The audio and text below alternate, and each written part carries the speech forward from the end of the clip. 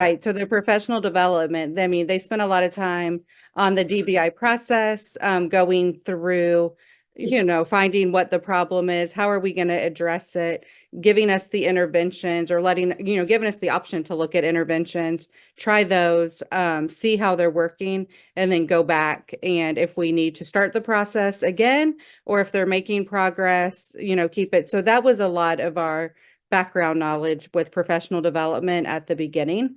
Um, then with our teams, a lot of it was having time to go through the NCII website, really looking at some of those interventions that they had in place, really studying the model, the whole DBI process and the model, and that it's always ongoing. It's a system that we just keep going back and checking. So in our team, we really spent a lot of time going through those interventions, finding ones that we thought would work for us, narrowing down what students we thought, we were going to get the best fit, that was going to be the best fit that we could make some big progress with.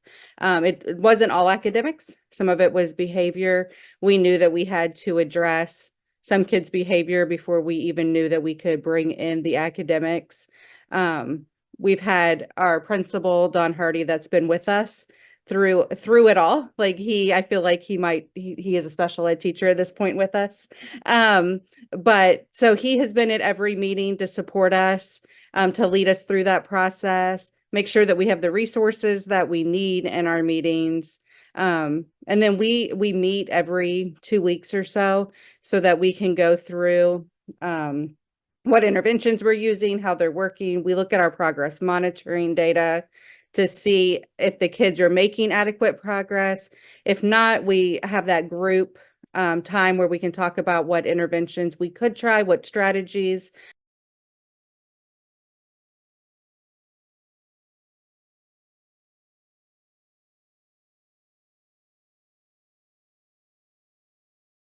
So, first of all, on our special ed team and our department, the morale has boosted quite a lot.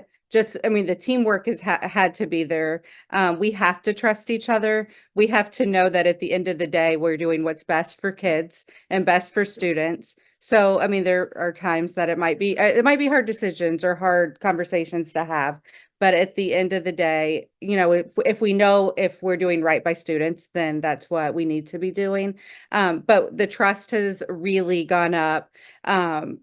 The support that we have had from administration, and this has led into, a lot of our students made gains in resource and they were making the growth. And so we moved them into the co-taught setting. And so now moving them into the co-taught setting, we've realized that we need more work in the co-taught area. So we have been bringing in the co-teachers into these conversations with us and with the resource teachers, so we can bring them into the DBI process so they can start learning some of those ongoing interventions, that ongoing cycle. I mean, everything in our school has been data driven, and this has really, it's validated all of the data driven decisions that we've had to make, because we have the evidence now to show the strategies, what's working, what's not working. We can go back and find another one. Maybe we need to change the dosage and how often we do it.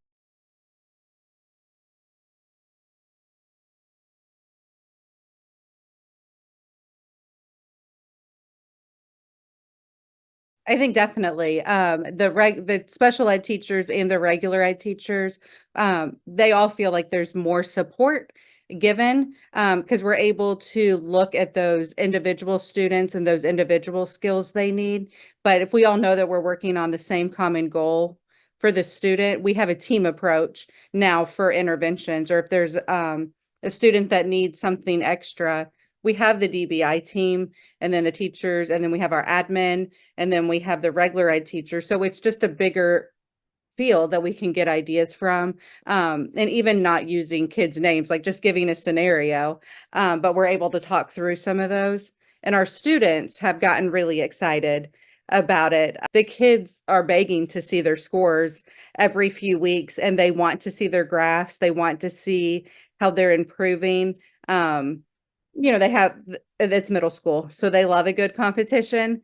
Um, but even if they're all working on different grade levels, they're just excited to be able to call their parents or tell their other teachers or tell administration, hey, I went up 3 points on my reading probe, or I'm at the next grade level in math. So the kids are really taking ownership of it, and the students are taking ownership, which is exciting because they're able to share that information at IEP meetings.